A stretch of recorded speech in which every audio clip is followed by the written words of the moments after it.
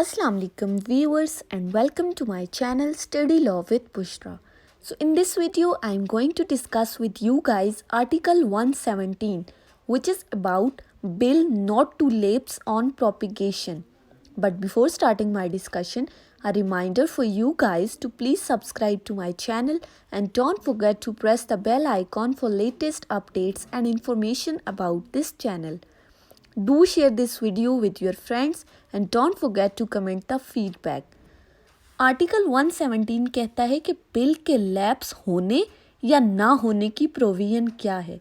तो क्लॉज 1 में हम देखते हैं कि क्लॉज 1 कहती है जो बिल प्रोविंशियल असेंबली के अंदर पेंडिंग है, ठीक है, वो इस बिना पर ख़त्म नहीं होगा।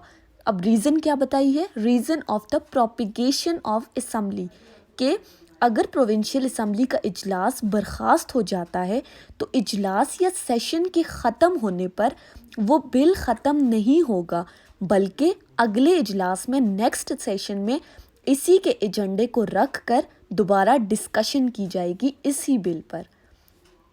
क्लॉज 2 कहता है अ bill pending in provincial assembly कि जो बिल प्रोविंशियल असेंबली के अंदर पेंडिंग है वो लैप्स कैसे होगा। पहले में कहा कि ख़त्म नहीं होगा, तो कैसे नहीं होगा। अब दूसरे में कह रहा है कि ख़त्म होगा कैसे? On the dissolution of assembly.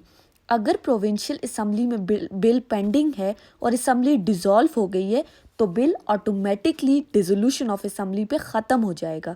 मतलब अगर असेंबली डिज़ोल्व होगी तो बिल लैप्स हो जाता है, लेकिन असेंबली के प्रोपिगेट होने पर, इजलास के बर्खास्त होने पर ये बिल लैप्स नहीं होता। आर्टिकल 117 सिंपली हमें ये बता रहा है, ठीक है। तो I hope you all like this video. If you do, please comment your feedback. Thank you so much for watching this video.